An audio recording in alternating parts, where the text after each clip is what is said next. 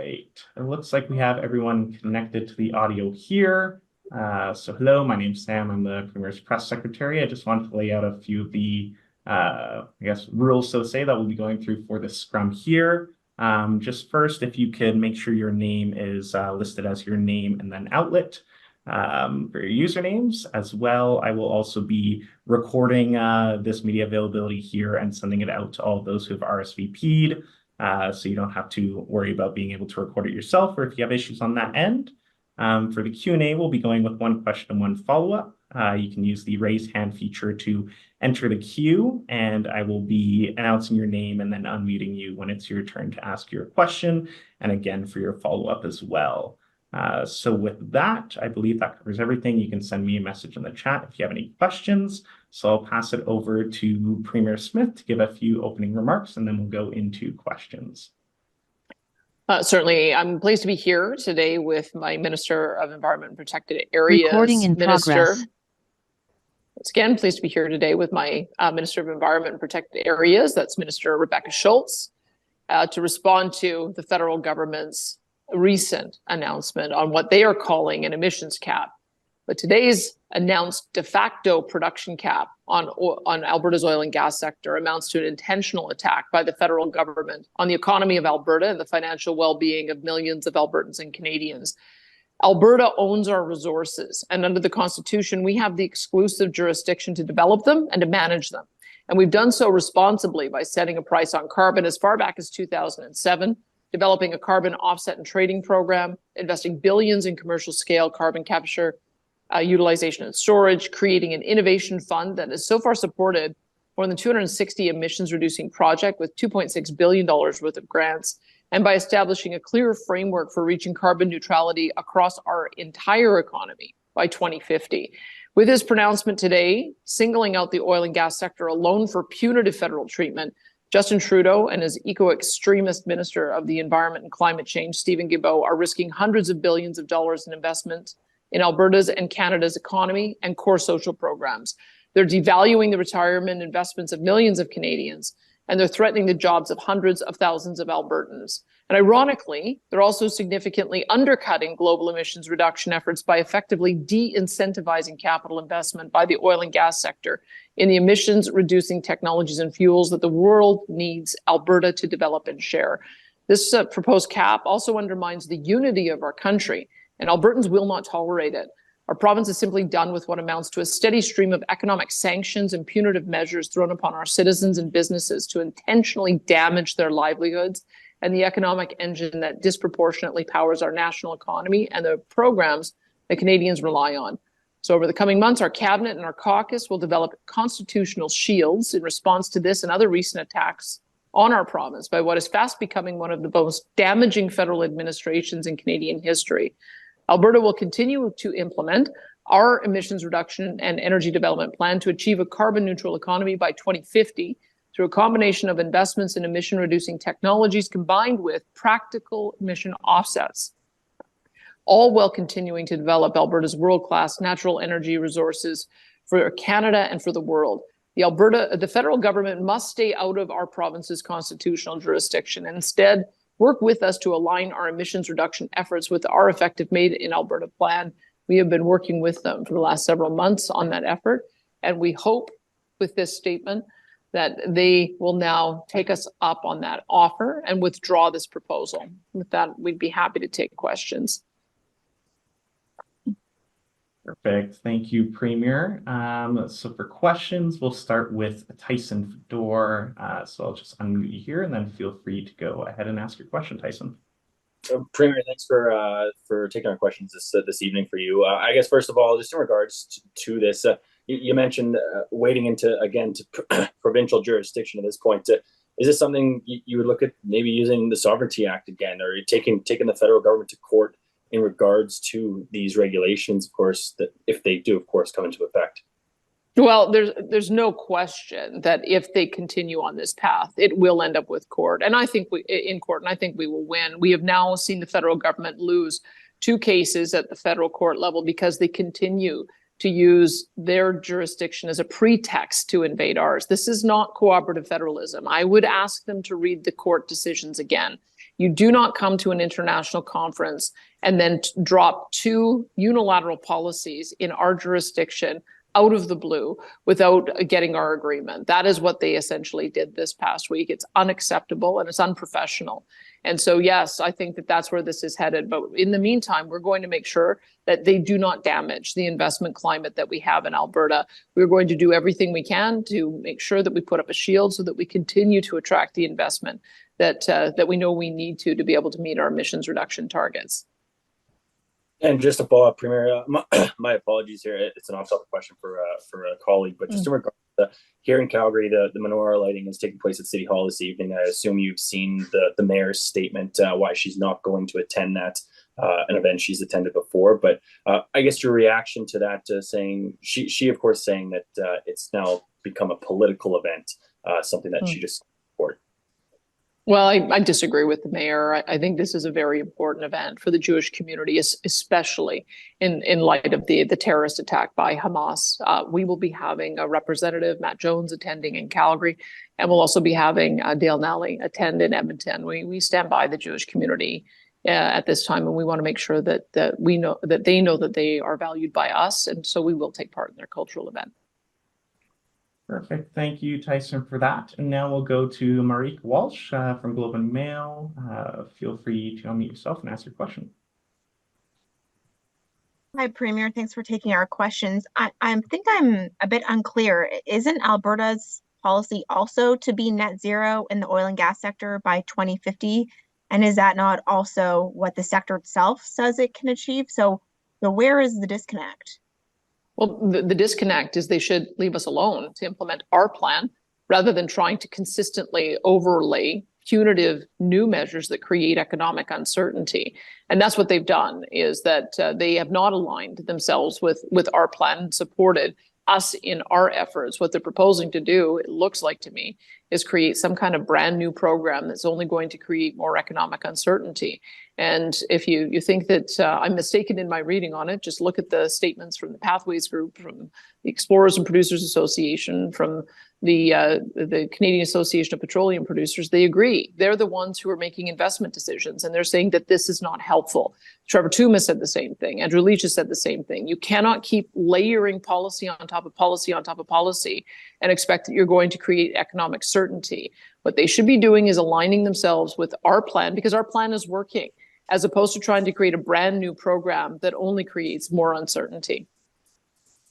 Okay, just to follow up on that, I'm a bit unclear because Ottawa has also laid out carbon capture credits, and the Pathways Group is already promising to reduce significantly in the megatons. So I'm unclear what the problem is with the 2030 target. Do you believe that what the government has set out is not achievable?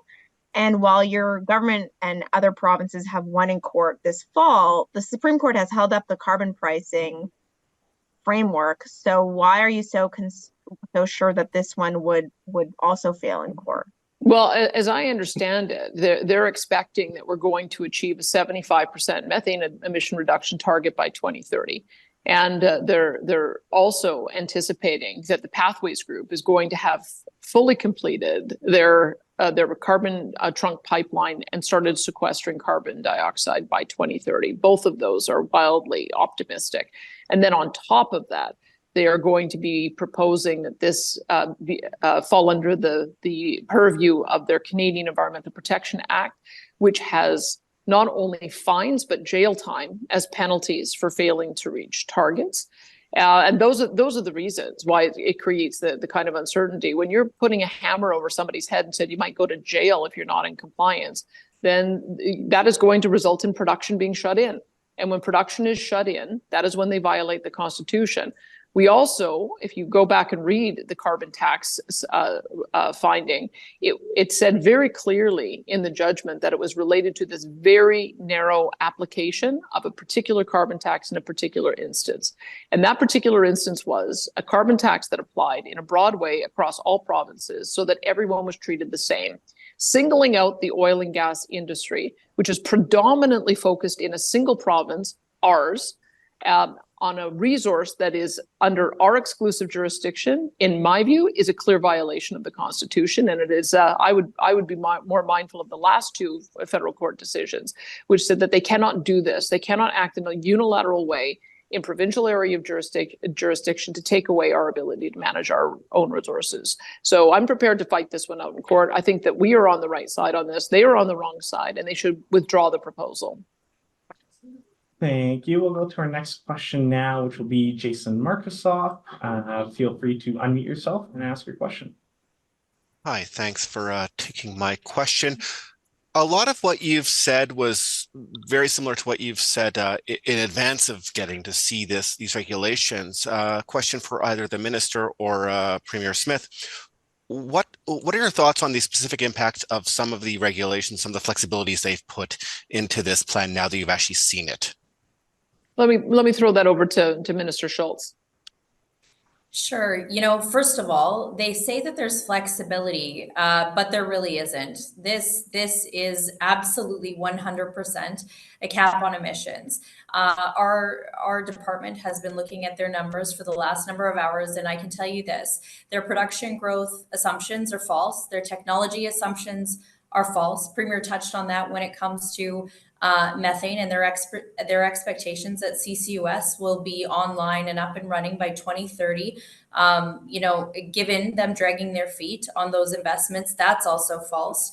And so there are talking points that this is just an emissions cap and not a production cap. That is absolutely 100% false. This is the National Energy Program all over again. And this is a huge area of overreach. Again, this is a planned federal cap and trade system where the federal government will also be the regulator. That is a huge overreach that we haven't seen in this area. So, you know, I would just say this would come at a huge cost. They haven't done any of that work, by the way. They've done no costing, no socioeconomic impact analysis. They have no analysis on jobs numbers.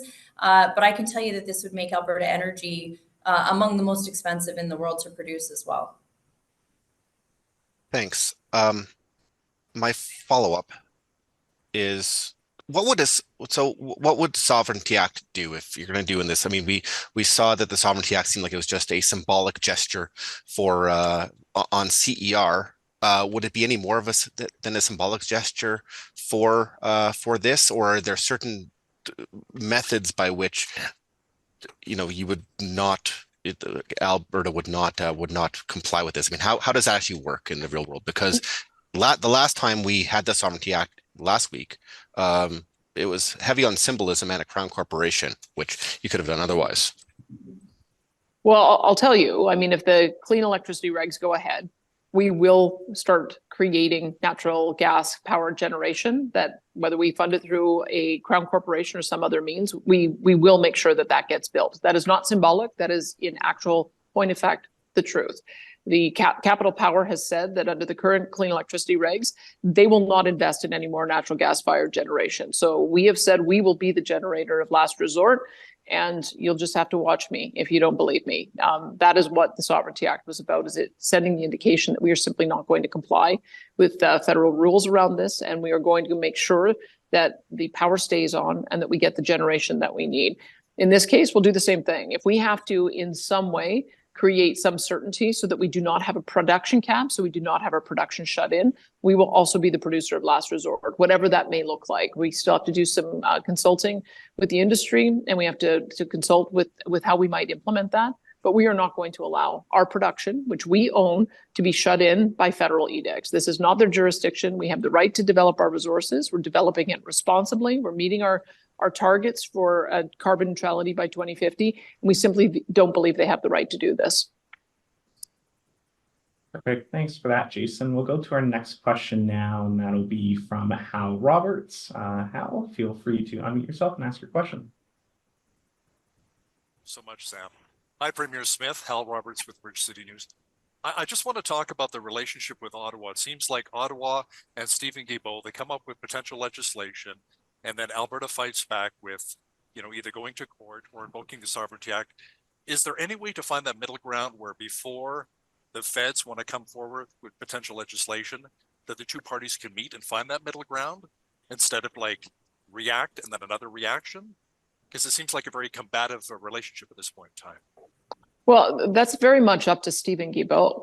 We have been meeting at the table for the last number of months. I have a great relationship with Philippe Francois Champagne. Francois Philippe Champagne.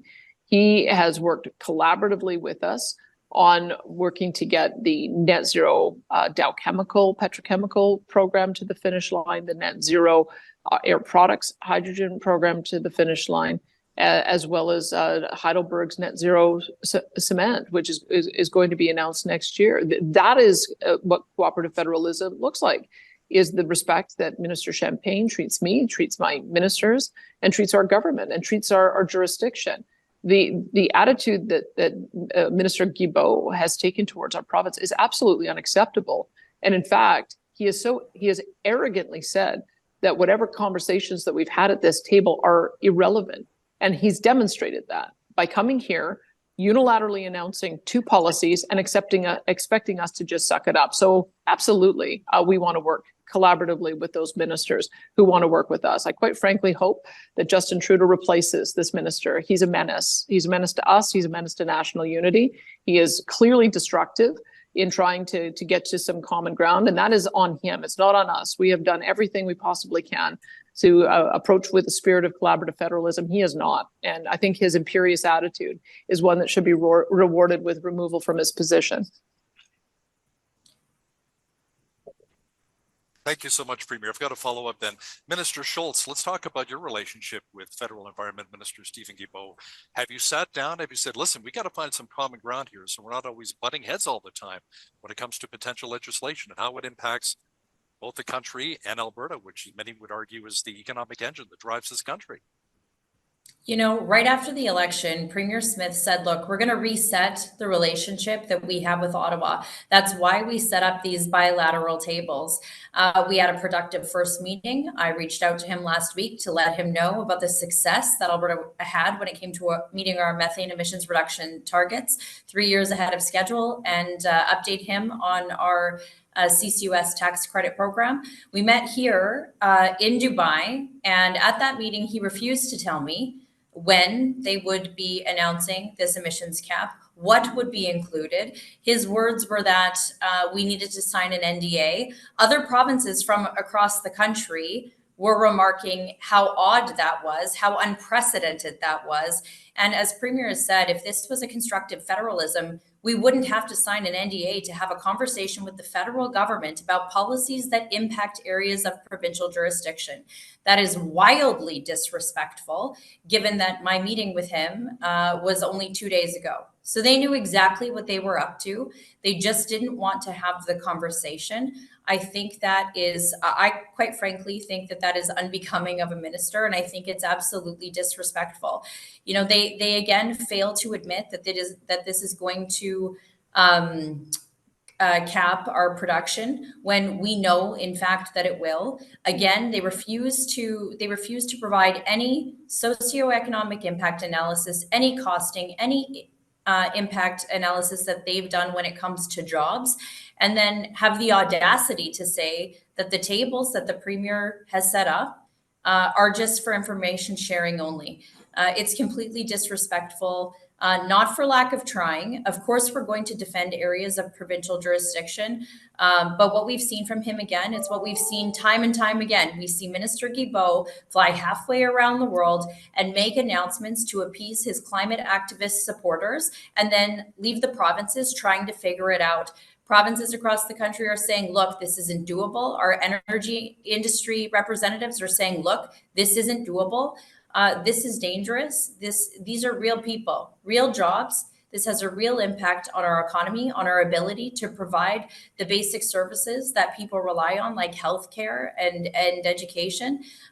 This is serious. They don't seem to take it as such. And I can tell you that, you know, in all of the conversations we've had here at COP over the last number of days, there's similar conversations to what we're having at home in Canada about the importance of energy security, energy reliability, energy affordability, and reducing emissions, not focusing on one thing and forgetting about the people that we're elected to serve.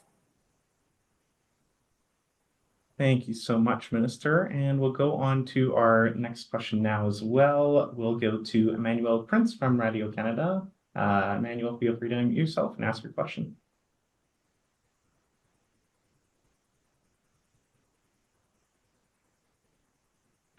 And I don't think we can hear you, Emmanuel, but it looks like you're unmuted. Let's try that one more time.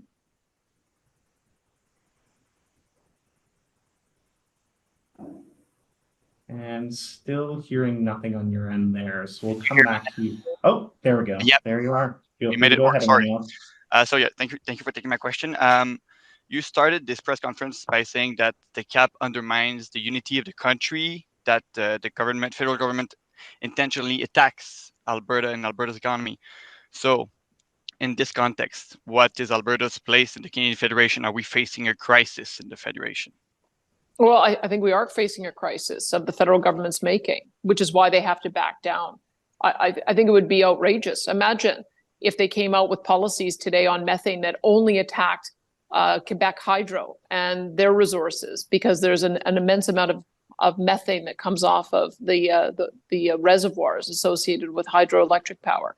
Imagine if they only targeted Quebec cement factory, which is the largest emitting industrial operation that they have in their entire province. They would be outraged. Why is it acceptable for the federal government to attack a single industry, most of which is centered in a single province? They think they can get away with it.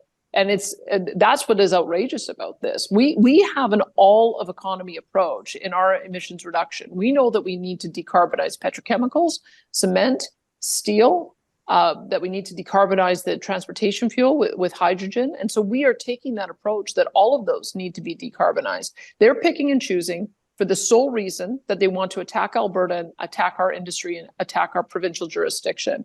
And that is why it is so unacceptable and why we're just not putting up with it.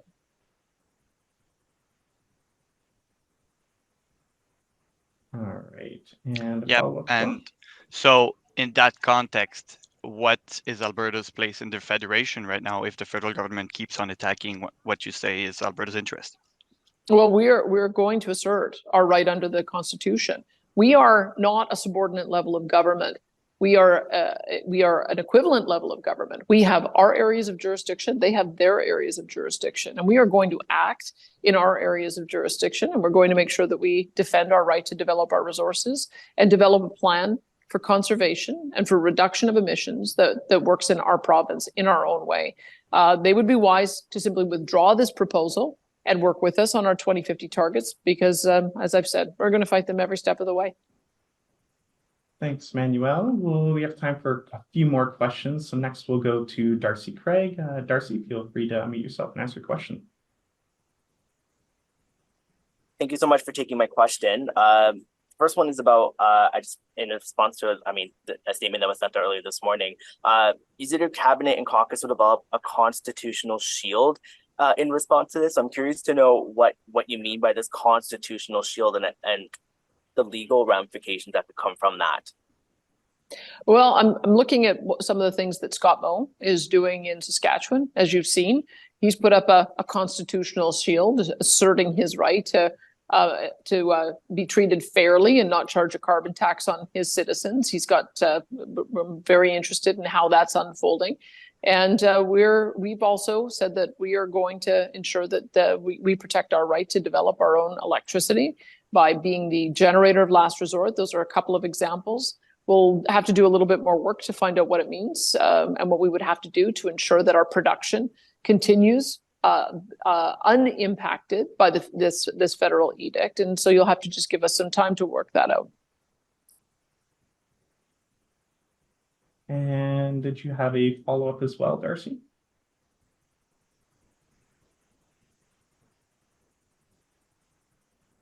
Oh. And you should be able to unmute yourself now. No, thank you. Oh, perfect. All right. And we'll go on to our next question here. We have time for two more. So we'll go to Bob Weber next here. Bob, feel free to unmute yourself and ask your question. Hello, Premier, Minister. overall Canadian emissions are decreasing. Alberta's are not. I think Alberta may be the only jurisdiction in the G7 where emissions are increasing. I've been around long enough to remember Ralph Klein saying you have to hunt where the ducks are. And I mean, this is, if Canada wants to reduce its emission, it has to come from the oil and gas sector. I mean, what do you expect the Minister Guilbeault to do? Well, I guess I dispute your assertion. We've reduced electricity emissions 53% from 2005 to 2021. We've reduced methane emissions by 45% from 2014 until now. We now have scale projects for carbon capture, utilization, and storage, which will be able to reduce emissions 60 to 80% once they're installed. We have mapped out our entire basin for doing carbon sequestration, which should allow us to store up to or more than 100 billion tons of emissions. Keep in mind, we only produce 256 million tons of emissions a year. So we have ample room to be able to sequester all of our emissions, all of Canada's emissions and more for many decades to come. We also are working collaboratively with the other provinces to roll out small modular nuclear reactors, which we believe are going to be an important part of decarbonizing much of our energy. We have supported a number of different projects on geothermal and hydrogen so that we can decarbonize not only additionally for electricity and home heating, but also for transportation fuels. And we've also supported the projects for direct air capture. Two of them, carbon upcycling and carbon engineering, are showing some promise. Carbon engineering was just bought by Occidental for $1 billion, and they're rolling it out at 1,000 sites. So these things take time, but we are the reason why a lot of these technologies exist in the first place. And so it's a matter of working with us towards a target of 2050, which we think is achievable, but trying to impose these kinds of measures to achieve massive reductions by 2030 on the penalty of going to jail or having massive fines, that's what's going to result in a chilling on investment, and it's going to result in production being shut in unless we take action to make sure that doesn't happen. So that we accept that as the owner of this resource, we have a responsibility to make sure that we're taking care of emissions. That's why we set our target in the first place. What we don't accept is the federal government thinking they can do it better than us when they can't. And that's why we're going to be asserting our constitutional right to be able to manage this resource. Mm-hmm. Emissions have gone up radically in Alberta, but follow-up question. We had a couple of polls earlier this fall that suggest as many as 2/3 of Albertans actually support an emissions cap on oil and gas. How confident are you that Albertans back you on this? What are your numbers? I think it was 62% in one poll and 57% in the other. No, what are your numbers that you're talking about emissions going up? I just need to know what your baseline is.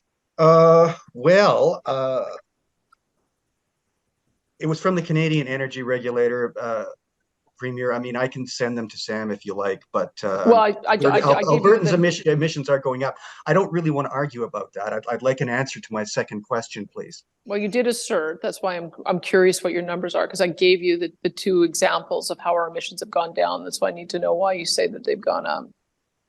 Carbon dioxide emissions have gone up. You're forcing me to guess here, but I think it was something like 256 megatons. I don't have the number offhand. I can find it from the Canadian Energy Regulator and send it along to Sam. Too sweet, but I would like an answer to my second question, please.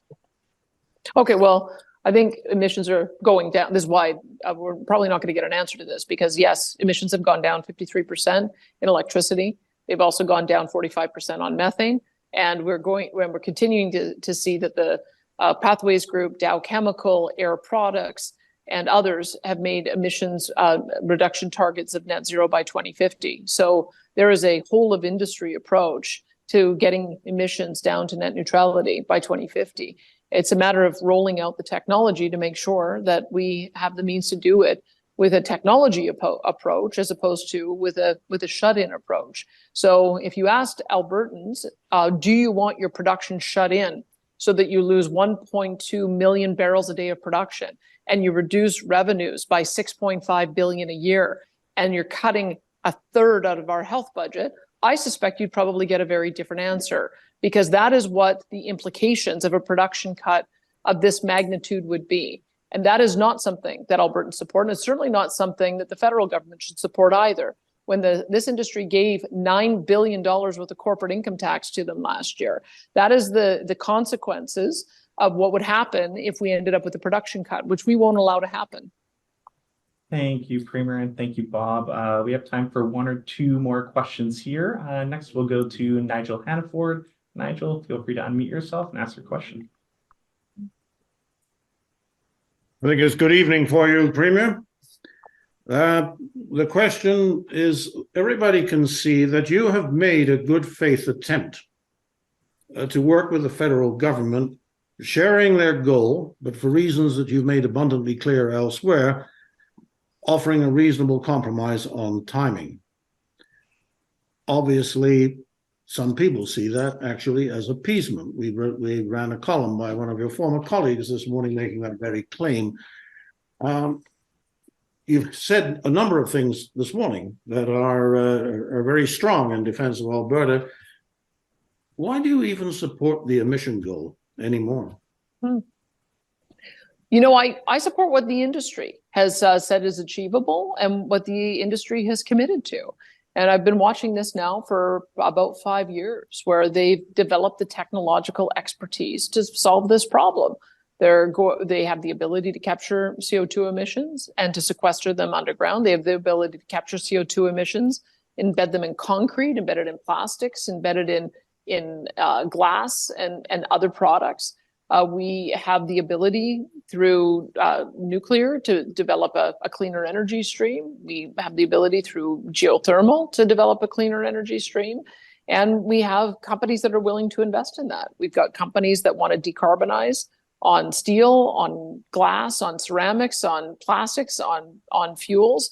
And we support that investment. So I believe that because we have so many industry players that have developed the technological expertise to achieve this within a reasonable time frame, we should be supportive of that. And that's the reason why I support a 2050 target, is because industry is led on this and they think they can do it. I personally believe that we should always try to find a way to use resources that has less and less impact on the planet and less impact on emissions. And so the fact that we've now finally gotten through a breakthrough where it's within sight, that I think is something we should be celebrating. And we certainly shouldn't short circuit it because the federal government is overlaying policy that's going to make it a disincentive to invest in those kinds of projects. That's the exact opposite direction we should be going. Very good. Well, thank you for that.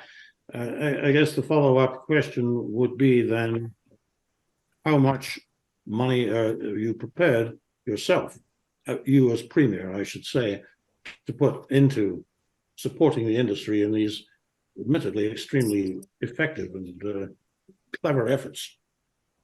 Well, I can tell you that we've got a couple of different programs. The carbon capture utilization incentive program that we announced before coming here would rebate 12% of the capital cost of any of these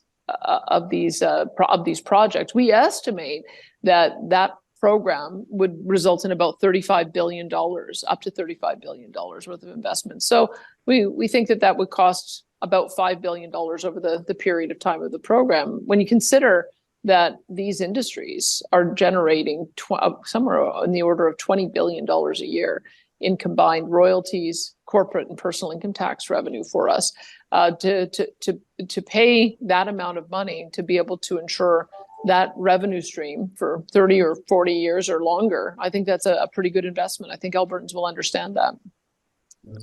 Thanks, Nigel. And we'll take one last question here. We'll go to Robert Tuttle. Robert, feel free to unmute yourself and ask your question. Can you hear me? Yep. Sure can. Can you hear me? Yeah. Okay. Separate to whether or not the federal government should be setting caps on emissions, what you say, you're talking about a net zero by 2050, but what do you think is a realistic reduction from the industry that can be achieved by 2030? I'm not asking you whether the federal government should set that cap, but what do you think it is? Is it 30%? What is it? It depends on the type of emission, and it depends on the industry. I mean, when I look at what the electricity industry is telling me, they're thinking they could meet the target by 2045. Most of the major players think that would be achievable. When you look at methane, there is some potential for some of the companies to be able to reach a 75% emission reduction target. Maybe not all of them, but certainly some. When it comes to oil sands, I think that the Pathways Group think that they might be able to reduce emissions 22% by 2030. So this is what I mean, is that you have to look at each of the different industries, work with the particular proponent, and be reasonable and flexible so that they can achieve their targets based on the best available technology and the lowest cost. But taking a one-size-fits-all approach, imposing it across the entire industry and not being flexible, that's the where you start getting into trouble. That's where you start seeing production shut in. So I know that there's going to be some that are able to achieve this faster than others, and we want to work with them to be able to reward that. That's what our carbon emissions trading program is all about. It allows the companies that are able to move faster to do so and get credit for it, and the other companies that need a little more time to do the capital rollover to pay into the fund or have to buy credits in order to take the time to get there. That's the type of program that we already have in Alberta. We're running it efficiently, it's working, and we shouldn't be messing with it. The industry, if you look at their statements that have just been put out in the last couple of hours, they agree that having an additional uncertain program overlaid at the federal level is not necessary when we're already well on our way to achieving the targets with what we have in place now. But you can't give me a one figure for the general industry that what no 35, 38%, you're saying there's no figure. No, I can't give you a particular overall rate for each industry. I mean, the federal government hasn't done the consultation either. They haven't costed this out. They are picking a number out of thin air and telling industry to try to achieve it, and that's not acceptable. It's not reasonable. We believe that the approach that we're taking is the responsible one. That's why we've put 2050 as the target, is because we know every industry is going to proceed at a different pace. I mean, look at this petrochemical program that's going to be produced by Dow. They're going to be net zero by 2027. If you look at what we're doing with air products and hydrogen, they're going to be net zero when they're up in 2025. If you look at Heidelberg cement plant, they're going to be net zero in 2026. And those are all exciting innovations. And we want to be able to support the industry to be able to achieve those targets in the timeline that works for them. That's why we have to be flexible. And that's what the federal government is not doing by singling out the oil and gas industry with an aggressive target across the board that's going to be punitive and result in production cuts. And that's why we're so opposed to it. Thank you, Robert. And that'll be all the time we have for questions today, folks. So as I was saying, I recorded this meeting and I'll make sure to send it out to everyone who RSVP'd as well as soon as it has uploaded. So thank you again, and we'll let the Premier and the Minister get some sleep. It's pretty late over there.